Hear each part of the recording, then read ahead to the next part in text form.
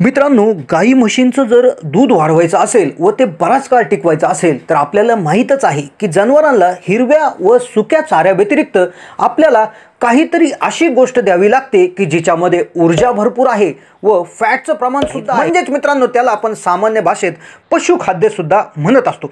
मग मित्रांनो, आपण पशुखाद्य जनावरांना द्यायला त्या ठिकाणी सुरुवात करत असतो। पण मग मित्रांनो, होतं काय की हे जे काय पशुखाद्य आहे तर हे तयार होत असताना मित्रांनो बऱ्याच वेळा हे बऱ्याचशा तेलवर्गीय बियांपासून याचं त्या ठिकाणी उत्पादन केलेलं असतं। मग मित्रांनो, तेलवर्गीय बियामधून सर्व तेल त्या ठिकाणी काढून घेतलेलं असतं आणि अगदी या पशुखाद्यामध्ये फक्त 1 ते 2% इतकंच फॅटचं प्रमाण त्या ठिकाणी राहिलेलं असतं आणि अगदी कमी प्रमाणात ऊर्जा म्हणजेच कार्बोहायड्रेट त्या ठिकाणी शिल्लक राहिलेले असतात।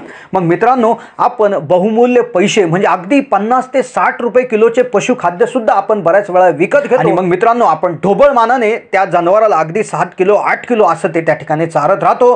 पण मग मित्रांनो त्याचा काहीही फरक पडत नाही, किंबहुना त्याने आपल्या त्या ठिकाणी उत्पन्नातच त्या ठिकाणी घट होत राहते, खर्च वाढून जात असतो आणि नफा कुठेतरी कमी होत असतो। मग आता तुम्ही म्हणाल की मग आता आम्ही पशुखाद्य द्यायचंच नाही का? जर पशुखाद्य दिलं नाही तर दूध कसं वाढेल? तर मित्रांनो, तुमचा प्रश्न अगदी त्या ठिकाणी बरोबर आहे। पण मग मित्रांनो, काही असे धान्य आपल्या घरात उपलब्ध आहेत की ते मनुष्य प्राणी सुद्धा खातो आणि ते जर आपण जनावरांना अगदी योग्य प्रक्रिया करून अतिशय कमी प्रमाणात जरी दिले तर मित्रांनो कुठलंही पशुखाद्य तुम्हाला जास्त द्यायची सुद्धा गरज त्या ठिकाणी लागणार नाही। तर मित्रांनो, त्यामुळेच मी या व्हिडिओमधून तुम्हाला असं एक धान्य जनावरांना अगदी कमी प्रमाणात द्यायला सांगणार आहे की फक्त मित्रांनो हे धान्य देत असताना याच्यावर एक छोटीशी प्रक्रिया करायची आहे की जेणेकरून त्याची ताकद ही 10 पटीनं त्या ठिकाणी वाढून जाणार आहे। मित्रांनो, हे धान्य दिल्यानंतर तुमचा पशुखाद्यावरील खर्च अगदी 50% त्या ठिकाणी कमी होऊन जाईल व त्याचबरोबर सगळ्यात महत्त्वाची गोष्ट म्हणजे मित्रांनो तुमच्या जनावरांचं दूध अगदी 100% वाढेल, पण त्याचबरोबर ते टिकेल सुद्धा। तर मित्रांनो, व्हिडिओ फक्त शेवटपर्यंत पाहत राहा। चॅनलला नवीन असाल तर सबस्क्राईब करा। गाई म्हशींचं दूध वाढण्यासाठी एक घरगुती खुराक तोही अगदी कमी प्रमाणात जनावरांना द्यायला मी त्या ठिकाणी सांगणार आहे। मित्रांनो, हा खुराक बनवण्यासाठी लागणारं जे काय धान्य आहे तर मित्रांनो कदाचित तुम्ही हे तुमच्या जनावरांना आधी दिलेलं पण असेल, फक्त त्याच्यावर जी प्रक्रिया करायची आहे तर ती प्रक्रिया थोडीशी नवीन आहे किंवा कदाचित तुम्ही ती केली नसेल म्हणूनच का किंवा मित्रांनो तुम्हाला त्याचा एवढा फायदा त्या ठिकाणी जाणवलेला नसेल। तर मित्रांनो, ज्या धान्याचा खुराक जनावराला आपल्याला बनवून द्यायचा आहे तर मित्रांनो त्या धान्याचं नाव आहे गहू।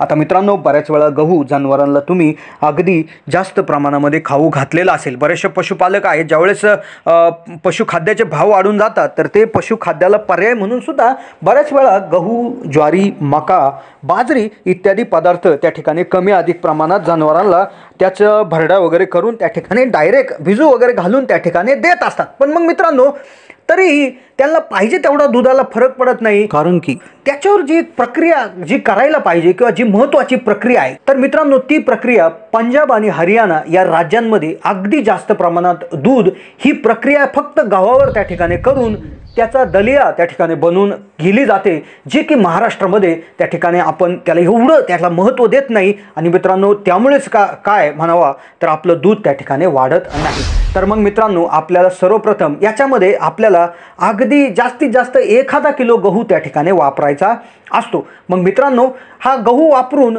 आपल्याला पशुखाद्याचं प्रमाण सुद्धा कसं कमी करायचं आहे आणि जेणेकरून आपलं पशुखाद्याचा खर्च सुद्धा कसा कमी करायचा आहे तर ते सुद्धा सविस्तर मी सांगणार आहे। तर मित्रांनो, सर्वप्रथम आपल्याला हा जो काय खुराक बनवण्यासाठी 1 किलोचा खुराक बनवण्यासाठी आपल्याला 800 ग्रॅम त्या ठिकाणी गहू आपल्याला लागत असतो।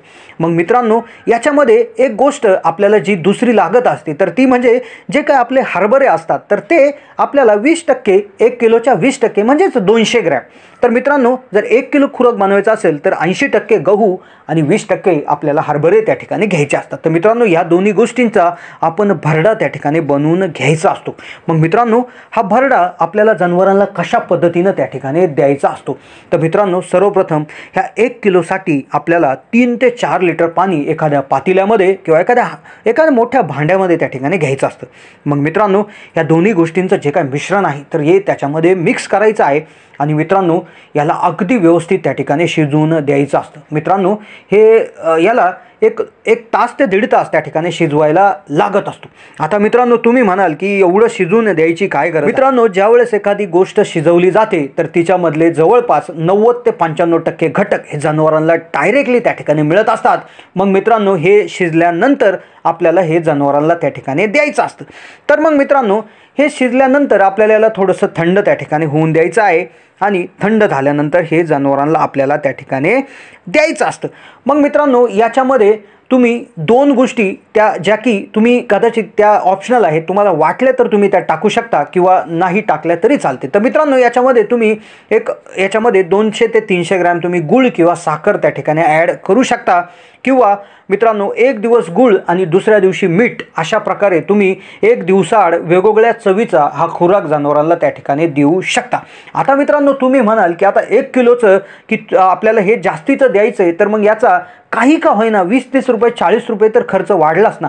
पण मग मित्रांनो याला आपण पशुखाद्याचं जे काय प्रमाण आहे तर ते आपण 1 ते 2 किलोने त्या ठिकाणी कमी करणार आहोत। म्हणजेच मित्रांनो हा जर खुराक तुम्ही जर 1 किलो देत असाल तर तुमचं पशुखाद्य 1 ते 1.5 किलोने तुम्ही डायरेक्ट त्या ठिकाणी कमी करून टाकायचं आहे, जेणेकरून तुमचा पशुखाद्याचा खर्च कमी होऊन जाईल आणि झालेल्या कमी खर्चामध्ये हे तुमचं हे जे काय नवीन खुराक आहे तो येऊन जाईल आणि खर्चाचं गणित तेवढंच राहील किंबहुना कमी सुद्धा त्या ठिकाणी होऊन जात असतं। आता मग मित्रांनो हे प्रमाण सर्व जनावरांसाठी सारखंच आहे का? तर नाही मित्रांनो, जर जनावर तुमचं 10 ते 15 लिटरपर्यंत जर त्या ठिकाणी दूध देत असेल तर तुम्ही 1 किलोपर्यंतच हा खुराक त्या ठिकाणी द्यावा।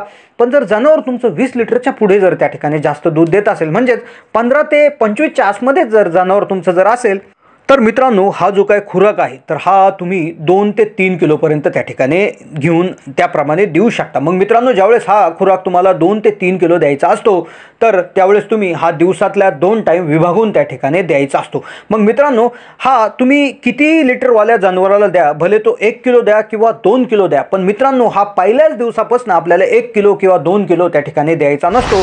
तर मित्रांनो हा हळूहळू आपल्याला वाढवत न्यायचा असतो, कारण की मित्रांनो शिजवलेलं अन्न पचवायची जनावराच्या शरीराला त्या ठिकाणी सवय नसते। तर त्याला सवय लागावी म्हणून आपण हळूहळू जे काही पशुखाद्य आपण देतो आहे तर आपण उदाहरणार्थ आपण जर 1 किलो खुराक द्यायचं ठरवलेलं आहे तर आपण सुरुवातीच्या पहिल्या दिवशी 100 ग्रॅमच त्याला फक्त हा खुराक देणार, ज्याच्यामध्ये 80 ग्रॅम गहू, 20 ग्रॅम आपण त्याच्यामध्ये फक्त आपली हरभऱ्याची त्या ठिकाणी चुरा टाकणार आहे। तर मित्रांनो अशा प्रकारे तुम्ही 1 किलोचं जे काही मिश्रण तयार करून घेऊ शकता आणि दररोज फक्त 100 ग्रॅम असं करत करत तुम्ही 10 दिवस कंटिन्यू करू शकता।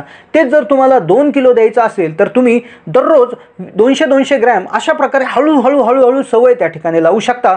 आणि मित्रांनो 10व्या दिवसानंतर तुम्ही कंटिन्यू पुढचे 20 दिवस म्हणजे महिनाभर हा तुम्हाला त्या ठिकाणी उपाय करायचा आहे किंवा तुम्ही उपाय कायम जरी केला तर याला कुठल्याच प्रकारचा साईड इफेक्ट त्या ठिकाणी नसतो। आणि मित्रांनो ज्यावेळेस हिवाळा असेल तर हिवाळ्यामध्ये तुम्ही या गहूला त्या ठिकाणी बाजूला काढून गव्हाच्या ऐवजी तुम्ही बाजरी जरी वापरली तरी सुद्धा जनावरांच्या आहारामध्ये उष्णता असलेला पदार्थ मिळून जनावरांना अजून जास्तीचा फायदा त्या ठिकाणी होऊ शकतो।